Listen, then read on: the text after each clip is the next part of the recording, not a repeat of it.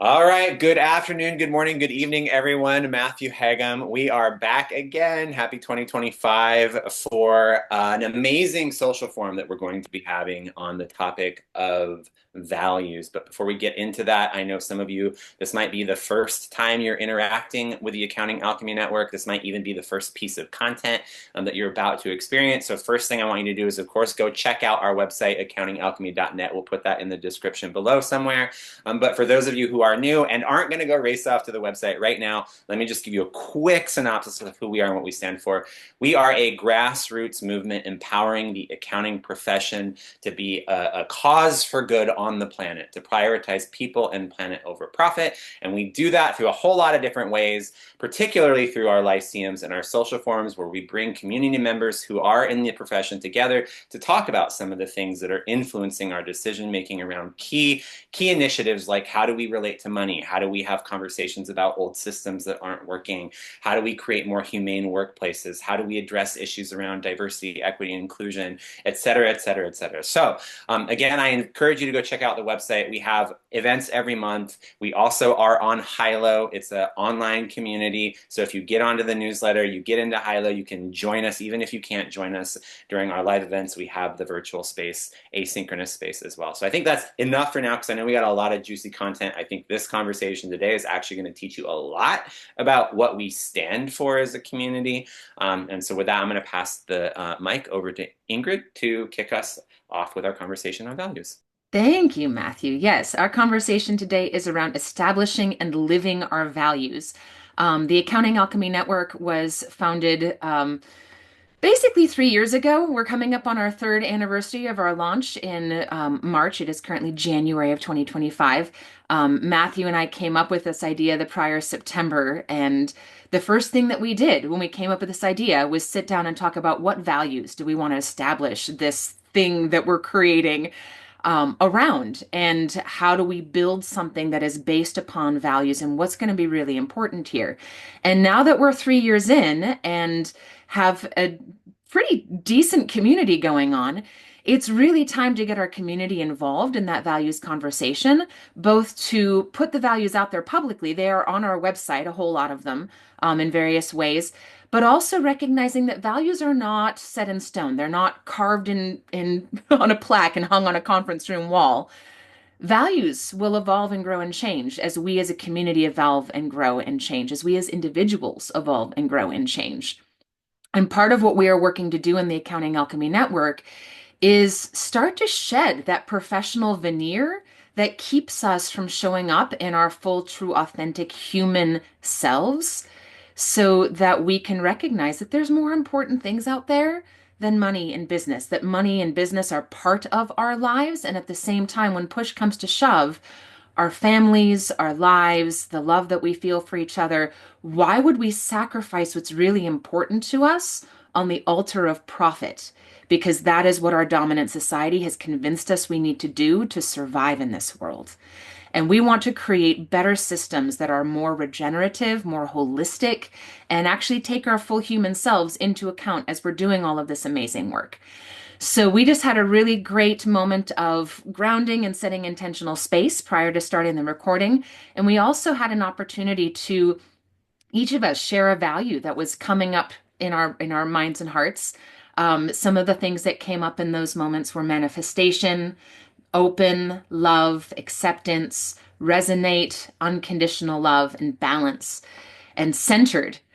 So, just kind of pulling from some of those ideas, what I want to do really briefly is kind of take us on a quick tour of what the Accounting Alchemy Network's values have been, and then also recognizing that this is an ongoing conversation. So, if you're just stepping into this space for the first time, you'll notice today, as we're talking about these values, that there might be new values that come up that it's like, oh, yeah, okay, let's add that to the list. And if there's something that's resonating with you, or, there needs to be more conversation around, we want to keep this an ongoing conversation. And so we will be discussing these things in an ongoing way in our mobilizer meetings, which is the monthly meeting that we have to really move forward with our decentralized leadership model. The Accounting Alchemy Network operates sociocratically, which means that any member is welcome to step forward in being the change you want to see in the world. There's no one leader that everyone's following that, gets to have the say. We're all part of this conversation and we are co-creating being the change that we want to see in the world. So we invite you to step forward. So for those who are on the call, I put a screenshot in the chat. I am also going to share my screen so that we can all look at this together.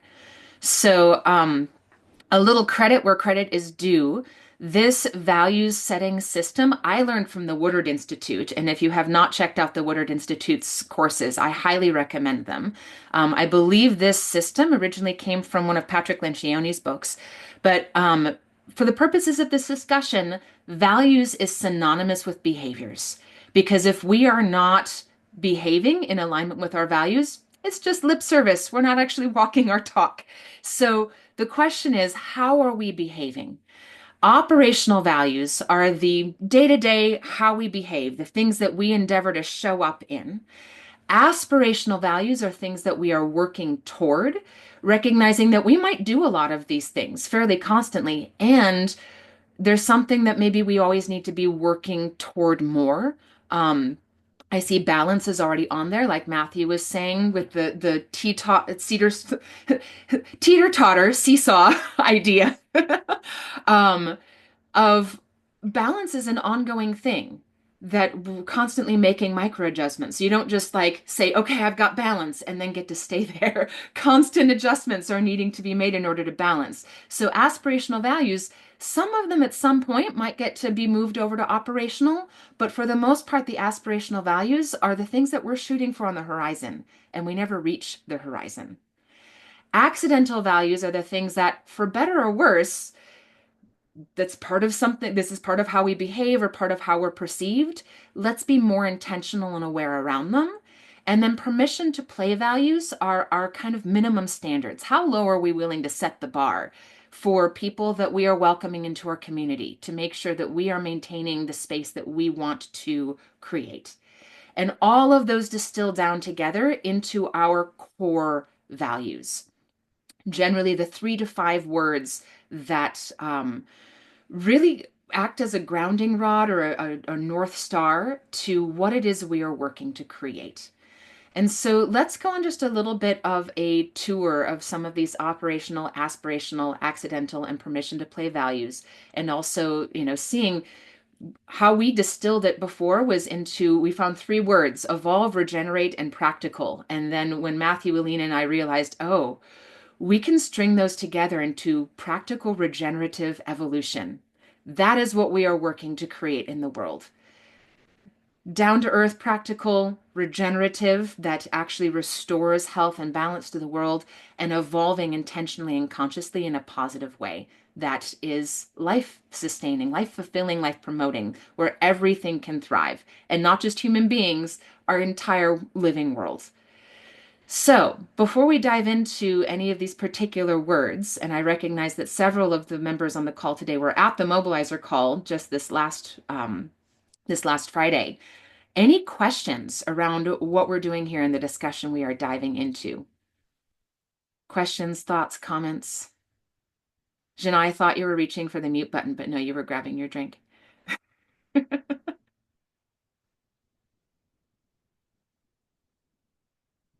Okay. Well, let's recognizing that we don't want to spend a ton of time on every single one of these words, and some of them like we could discuss for hours of like, oh, what does that mean to each of us? We're going to have a concise conversation because we want to get into the juicy good stuff. So just mostly for the transcript purposes of people looking through what are the values. um, does anyone want to just read through the operational values really quick? Are you able to see them on your screen or from the screenshot? Any volunteers so that I'm not the only voice? I know this is the long one. We're starting with the juicy big one. I'm happy to. Awesome. Thanks, Cassie. Yeah. All right. So this is under the operational column. We've got language, training, educating, accounting, inspiring, empowering, connected, discretion, holistic, consent, innovation, challenging paradigms, abundant generosity, curiosity and questioning, determination and perseverance, philosophical, intentional, gratitude, practical, sustainable, simple, functional, accessible, useful, creativity and imagination, focused, and responsibility. Thank you. The reason we have responsibility hyphenated like that is because we really like to acknowledge that the word responsibility, which many people see as, oh, you need to take responsibility for that. It's almost like crime and punishment. Responsibility is simply our ability to respond to anything and all of the stimulus around us, that we always have an ability to respond. And the more we can take responsibility for, the more power that gives us to influence a situation. And recognizing that when I say power, we're talking about power with, not power over. We're trying to shift away from the power over paradigm, recognizing that true power is how we together, in an interdependent, co-creative way, can have the power to do amazing things. Any reflections, thoughts, questions around any of the operational values that we were listing?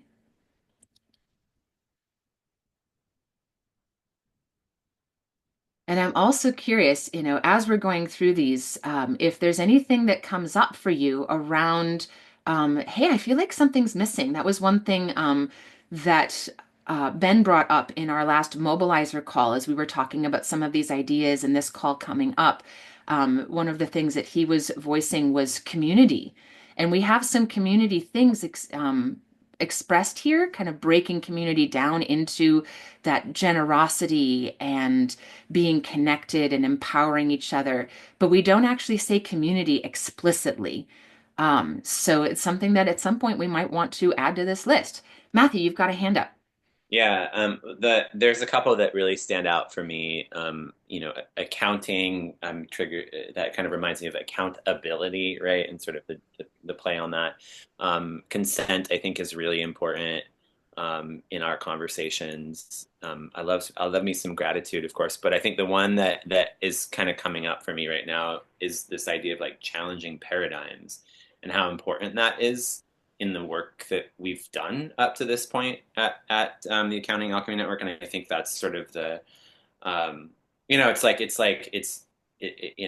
that thing about how we are really looking for something different, right? For a different kind of future, and I think the lyceums. I remember people have asked like, oh, what is a lyceum? What does that really mean? And you give a better sort of appropriate definition, Ingrid. But the way I sort of understand it is like, hey, look, this is a space where we don't all have to agree, right? And that's the challenging. It's like, oh, there's a paradigm that we must challenge on the table and like ask the real hard questions about why it goes that way. And I don't know, I think that one feels really important, in my view.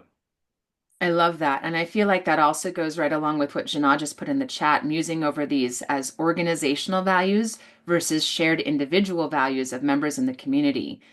Do you want to say more about that, Jana? Hmm. So as I looked at the list, I was thinking, are we talking about each of us, and or are we talking about the organization as a body? And I know that the organization as a body is the sum of the members in the community. Um, but I felt like if they're individual values, the categories shift. So, for example, curiosity and questioning could be aspirational and not operational. Um, Discretion or consent might be permission to play. So, and I'm just sort of glancing at them, but that was the thing that started to come to mind because I thought if I were to overlay my values in this same structure using these same buckets, what might that look like? Would there be ones that aren't here that I would add? Would there be ones that are here that I don't want to say take off, but I feel like it's the goes without saying, right? Um, Although sometimes you need to say things. Sometimes it's trying to think of an example of that goes without saying, but I can't. And then the other thing I put in the chat was that grounded. I think Matthew, you might have just used that word, and it's not here, and yet that's a core value. It is not only the way every meeting starts out, but the work that we're doing is grounded in these values. Um, so anyway, that's all I was thinking about. Thank you. I so appreciate those thoughts, Jana. And yeah, I'm putting just a few words that we're bringing up into column G just so that we don't lose them as we're kind of making notes and things. And I'm also trying to keep half an eye on the chat. Um, we found a missing value. Woohoo!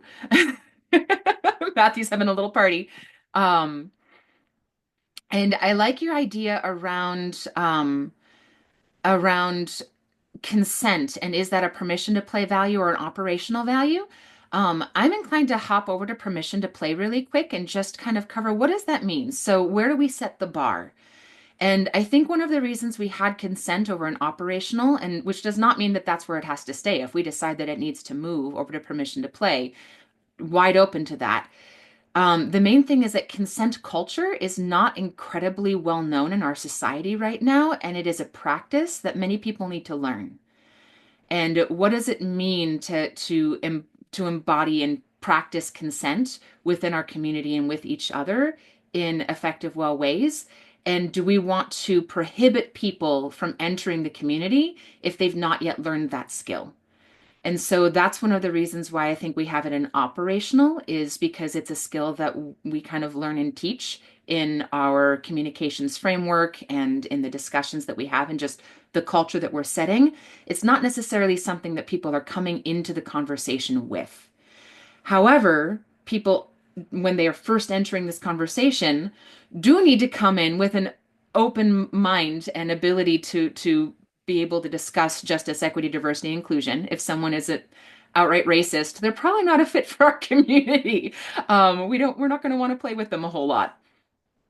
Caring and kindness, if someone's not caring and being kind, if they're not being inviting and welcoming, if they don't have a positive attitude, and we've got responsibility under operational, but we added it to permission to play. Because if someone is not willing to take responsibility for their own thoughts, choices, words, actions, if they're not willing to step into that space for themselves, then it's probably not going to end up being a great fit for them to be in our community, because they're going to be pointing fingers and blaming everyone around them for whatever's going on with them.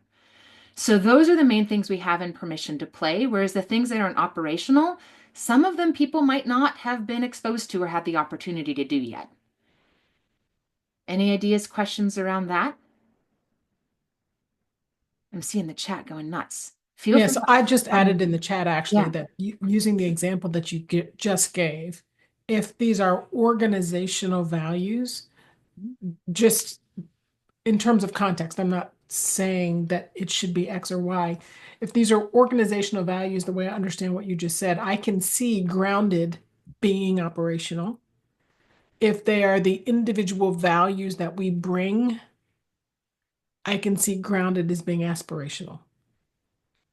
So that's just an example then of what I was thinking about, the way I was talking about it earlier. I don't know if that makes it more clear. Um, just to understand where I was going with my thinking. Well, and I want to comment on the Jedi piece just for a moment, because I get, and I'll just sort of be clear from like a personal perspective. It's like, as a white male in growing up in a, poor to working class Pacific Northwest culture, I have, like, racism exists in my family. Like, I hear people say racist things. I have to live with it. And I even had to, like, contend with some of those thoughts, those beliefs, those behaviors, those attitudes made their way into my brain and on a subconscious level. And so I just want to go back to just, and Ingrid, maybe, give me some feedback on this if this isn't accurate in my thinking, but it's not to say that, like, you're not it's not to say that you're void of racist thinking, right? But that there is a space, as long as you're committed to having the conversations and being in the dialogue about, I don't know if it's the right thing to say undoing racism or countering racism or whatever the right language is. That's actually the thing that we're asking you to be willing to do. Now, granted, I do think that there is like this space around, not like causing a bunch of harm and coming in and like cutting people down and saying, oh, you're this, you're that, you're this, and like enacting, right, acts of racism. But I just wanted to sort of put some clarity and thinking around that particular item. I love that. And I think it's also really important to note that justice, equity, diversity, inclusion isn't exclusive to race, that there are a lot of identities that show up within each of us and within the accounting profession. When it comes to race, gender, sexuality, um, religion, like there are so many things that can feel othering, and particularly in a professional space, how important it is that we learn how to create welcoming spaces where all people can feel belonging and how important that is. And that is a really, really big focus of us here in the Accounting Alchemy Network, to the point where not only is it one of our permission to play values, it is also considered one of the 5 pillars of regenerative accounting, which we can get into in another call. Any other thoughts on the operational or ideas that we want to make sure that we are kind of documenting before somebody wants to read the aspirational column? I have a thought, Yeah. especially really when I'm thinking from a community perspective. And I'm not sure what the right phrase would be, but I know that this is like it's a it's a non-hierarchical space. We've got people that lead. I know that we've talked about sociocracy. Um, so I'm not sure what the exact phrase would be, but I mean non-hierarchical or I don't know, something in that realm. And I think this is important too because I think this certainly challenges, especially when we're challenging paradigms. I know that not working in a hierarchical way can challenge a lot of paradigms since a lot of our systems are set up that way. I love that. And I'm also curious how we might be able to phrase that in a way that is not a non. So what are we actually working to create rather than breaking down hierarchy? What would be a word that fulfills that? Collaborative leadership, shared leadership. I'm seeing in the chat those two things. E- Equity is the word that comes to mind. Or even just sociocratic.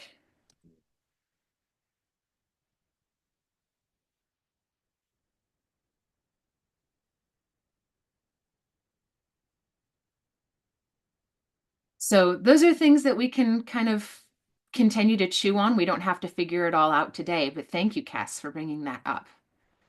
Would I anyone had like, one thing I wanted to add. please, Thomas? It's something that I've been struggling with lately, and that is everything that happened around bench recently. I can tell you that I got so many posts from people that I hadn't heard from, and I think about our community, the accounting profession, and I was torn between how many people are trying to get a money grab out of it versus how many people were actually trying to offer some form of help. And how many people reached out to the bench folks to try to make sure that they still felt part of our community. I'm still undecided and still grasping with what it really meant, but it feels like that whole situation brought about a time to really reflect on where the profession is and where it's going, because it felt mixed in the response, quite honestly, but certainly a heavy response at that. Open to talking about that if anybody has any ideas. I second that Thomas. I held myself back from making a comment about the apparent money grab that sort of unfolded on LinkedIn that very day. It was quite insane. And granted, there are people who need help. I'm not just questioning it, but I think the other thing that comes to mind in that example is that idea of like pausing for a moment. And I don't know all the details, but like pausing for a moment and really thinking about why are we investing in like technology as the solution versus like human connection and as the solution. And I think that there's a whole thing about like VCs and money involved and buying companies and all this other yada yada yada, and it was completely devoid of the fact that like there are actually people's businesses and subsequently their livelihoods who are impacted by this thing that you all are all doing. And it's like, I think when it comes to values, it's like, and I don't know if this is on here, but it's that sort of, there's something about being human centric or human oriented or that's important. And also about like being aware of the implications of your decisions, right? That the ripple effect, and your choices do impact people's lives. You don't live in a bubble. You aren't isolated, and I don't know that maybe that's conscientiousness, maybe that's mindfulness, maybe that's a hybrid of things inside of the values. But I love that example, Thomas. I love this because I really feel like what you just brought up, Thomas, is really emphasizing what the values look like in action. So that's why this conversation is around establishing and living our values. What does it look like to live our values? Because we can say we have values and that caring and kindness are our values, even permission to play, that's like people have to be caring and kind. But then, when the opportunity pops up for a money grab, are they actually walking their talk? And are they checking on, hey, are you okay? Or are they trying to figure out how to get theirs? And so that's exactly what we're focusing on today. And what is it? How do we want to be better human beings? And how can we be the change we want to see in the world? How can we create a rising tide that raises all ships and um, lead by example out in the world? And I feel like the example you just brought up is a perfect example. I also wanted to add, I love what kind of where we got to with that, and also the human centric piece. And I think that that's really important. And I guess I'd also like to expand that maybe too to even the natural world and other beings and animals. And so, and I don't know exactly what you would put for that, but yes, humans involved, but also, the natural world and, all life.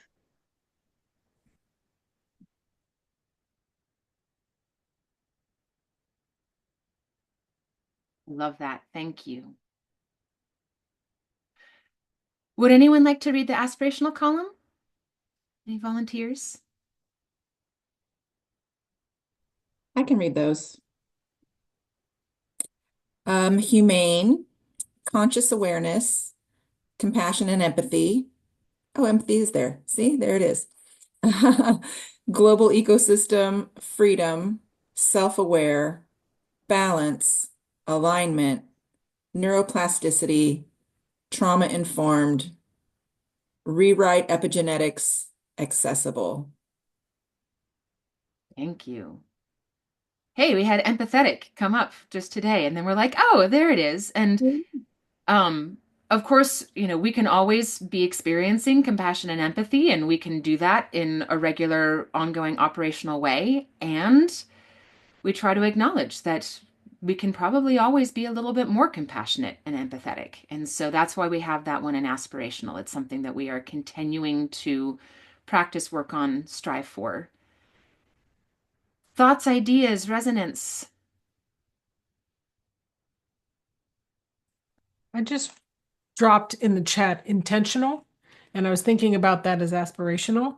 But then I was thinking about our work, our Jedi work that we've been doing, Ingrid, and the operations, the way we are going about the work is intentional as a core. intentional as the way we're doing it. So, just as an example, so everyone, Ingrid and I are working on a course on conversations on race. And one of the things we were doing is working on definitions. And on the surface, it seemed easy, right? We're just going to do a quick review. Well, we've since spent what, 2 months? Longer than Some that. of it is waiting to get feedback, but we spent several working sessions, and we have a working session every week for like an hour and a half. Now, let's take out the 30 minutes it takes for us to connect in those, but the reason that's taking so long is because the work itself is intentional. Mhm. So I had it under aspirational, but I'm thinking of it as operational or permission to play. Mhm. I love Because that. you Thank you you. don't show up. I mean, anybody's invited to be part of the community, yes, but not in a flippant way, not in a check the box way, not in a put it on my LinkedIn with a badge way. Mhm. Um, that was all. Thank you. Matthew, you've got a hand up. Yeah, the one that I think bears maybe some attention is the rewriting the epigenetics one, and I am not, excuse me, able to effectively define epigenetics other than my understanding of it is that it has to do with sort of the things we inherit in our DNA and or our genetics along the way, and some of those things can be trauma, right? And so therefore rewriting our epigenetics is really trying to say like, no, I want to change the biology of who I am so that I can become the person that I want to be and maybe even stop some of the sort of intergenerational trauma if I choose to procreate and or pass that on in my environment, right? I point to that one because I go back to like I remember when Ingrid and I were first sort of mad sciencing this idea, and we were like, wouldn't it be cool if we had the neuroscientist and an economist and an accountant and this other person and just get them all in a room and like have them talk about stuff and like solve some of these challenges that our industry is facing and I think that just like there's that challenging paradigms piece where it is about bringing differing viewpoints together to find the common ground in a sense. There is also something about looking outside of our own industry and saying, hey, what are they doing over there that we could bring into this space? I know we've talked a lot about permaculture, and that's still something that I'm a baby to, but like realizing that like, oh, the way of thinking is and the language from that community is actually language and thinking that we could be reframing in the context of the work that we do in the accounting profession. And so I think that to me, that interdisciplinary or cross-disciplinary approach is really important to the work that we're doing to get out of the bubble of accounting and ultimately shift the paradigm. I love that you just brought that up, Matthew. And so, in case you're wondering what it is we're looking at right now, this is our Accounting Alchemy Strategy Workbook, which was created actually from the template that I use with my business coaching clients when I'm doing strategy coaching with a company. I lead them through this values creation process as part of our relationship. And what generally comes after the values process is setting vision, mission, and purpose, which I also learned to do from the Woodward Institute. Woodward Institute got it from the Disney Institute for Business. And leaning into what Matthew was just saying, one of our mission elements is we leverage knowledge from diverse areas of focus to provide an innovative, interdisciplinary education. Our educational offerings are a gateway into an ecosystem of holistic accounting professionals. So, like Matthew was just saying, having conversations with permaculture practitioners and neuroscientists and all these different people to bring in more ideas than just generally accepted accounting principles. And actually asking ourselves, is that working for us? Are those generally accepted accounting principles actually the way that we can do this in really, really good ways that are working on so many levels for everyone? Um, Epigenetics, I guess just to touch on that briefly, recognizing that we have all of 10 minutes and I do need to end on time. I want to get to the actual discussion prompt. Is studies have shown in the last even just couple of decades that the experiences that biological entities have are recorded in our DNA. So one example of this is they did a test on mice where mice that were exposed to a scent like cherry blossoms were then exposed to harmful stimulus. And 6 generations down the line, that mouse's descendants were still afraid of the smell of cherry blossoms, even though that smell was not hurting them in any way. So that epigenetic memory, to a very big extent, we on this call, if we are descended from people who experienced, for example, the Great Depression, probably have epigenetic weird emotional responses that we cannot explain around money and finance. And here we are, accounting professionals supporting people with their money and finances. So looking at like, how are we making the decisions we're making? Because we can logic our way in and out of whatever box we want, but most of our decisions are actually emotional.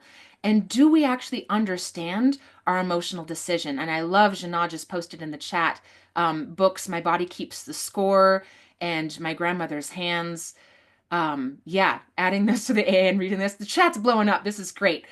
I do want to make sure we actually get to the discussion prompt that we want to get to. So, with that in mind, we've already kind of touched on the permission to play. I'm just going to read off the accidental values really quick, and then we can hop into our prompt. So, radical and spiritual awakening, like I said, accidental are the for better or worse. This is how we behave or how we are perceived. Let's be more intentional around it. So, many people perceive the Accounting Alchemy Network as being a little bit radical. What I really love about the word radical is that it is rooted in the word roots. Radical really actually means rooted if you look at the etymology of that word. And so thinking about what it means to be radical, it's not that we're super edgy or counterculture or anything like that. We're doing something that may be perceived as a bit, out there. And at the same time, from in here, we're able to root into that and be like, you know what? It's okay that people see us as being a little radical. And we've had many, many members who are like, oh, holy cannoli, I'm having a spiritual awakening through the work that we're doing. It's kind of a side benefit. If someone starts having spiritual awakenings, let's own it. Um, any any voices we want to give to the things going on in the chat before we get into our discussion prompt? I'm going to go ahead and stop the share so I can put the discussion prompt in the chat.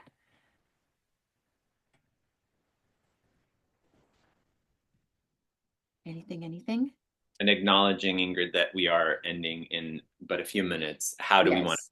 to take this? Just sort of a first thought, best thought, sort of gut reaction, one sentence. Like, what's the prompt here? Yep. So, we're going to be lean of phrase and concise with this and recognizing that this is a perpetually ongoing conversation that we can continue in our upcoming mobilizer calls. The prompt is, as we reflect on the values of the Accounting Alchemy Network and stand in those values, imagine yourself at the end of 2025. So here we just started 2025. We're putting ourselves in the future, looking back at this year. What are the things that we are celebrating having accomplished? Let's all just take a moment to think about that in silence. Take like 30 seconds.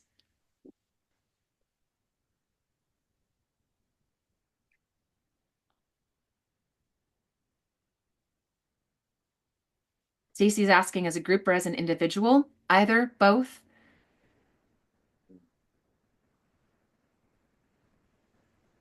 Would anyone like more time to think in silence?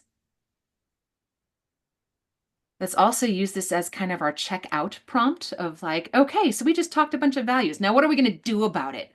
So, looking back, what do we want to accomplish this year? Matthew. I'll go first. Two things. One, my first one was increasing the number of empowered leaders in this sociocratic model is something that I'm really excited about. So seeing more people step up, take ownership, lead, etc.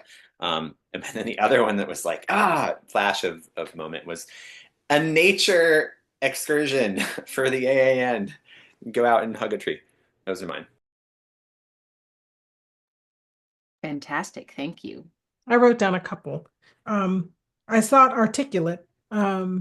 And that is because I stumble around when I'm talking about whatever the hell it is that we're doing here. um, and then I wrote visibility because I would love for for this not to be like the best kept secret. And that also means the other one I wrote is open, which is opening up the accounting industry, which is partly due to the visibility of starting to be curious about the very values that we've been talking about today as an industry and making the connection between, oh, you mean we're more than profits and financial statements? So I would love to see us having moved the needle in that direction. Thank you. Who's next? I can go. Um, for me personally, and I think I'm going to draw inspiration from this group, is to be more intentional with sustainable accounting practices, really having deeper conversations with clients about the need to get off of paper. Um, and and and really looking at my client base and deciding if there are clients that need to go because we're not in alignment with our values, you know? Like I have an outfitter as a client who takes people out on hunts to kill animals. Is that really something I want to be with a year from now? Or the dairy farmers. Like there's those sort of things that I've never thought about before that now I have awareness around it. So that's kind of where I want to go. And I want to inspire others to do the same thing. Thank you.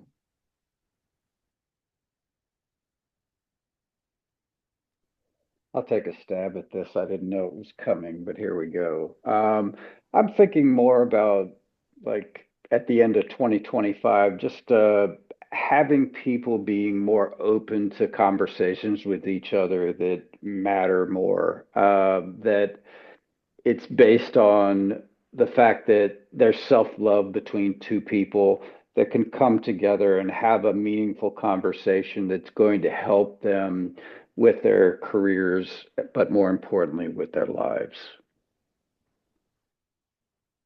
Love that. How about you, Cassie?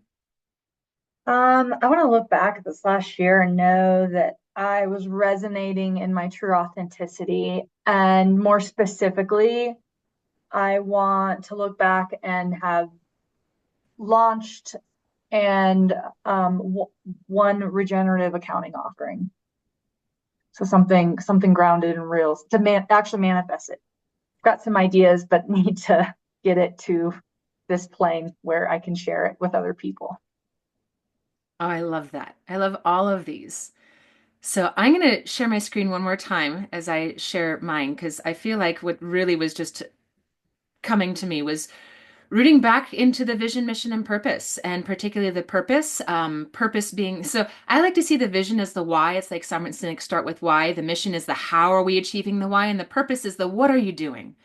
We're empowering accountants to transform our world. And if we can, over the course of 2025, empower even a handful of accountants to be showing up in their values and creating and being the change that they want to see in the world, then we've been doing some really good stuff. And that's what we're doing here. So thanks to each of you so much for joining us. Thanks to anyone who's watching the replay on YouTube. Thanks, Matthew, for sending little Christmas trees up your screen. And we will be continuing these conversations in our upcoming mobilizer calls. And if you have not yet registered for the Game Changer Intensive, do it right away. The registration ends on Sunday. So please join us for the Game Changer Intensive conversation. And we'll see you all soon. Have a good one. Bye.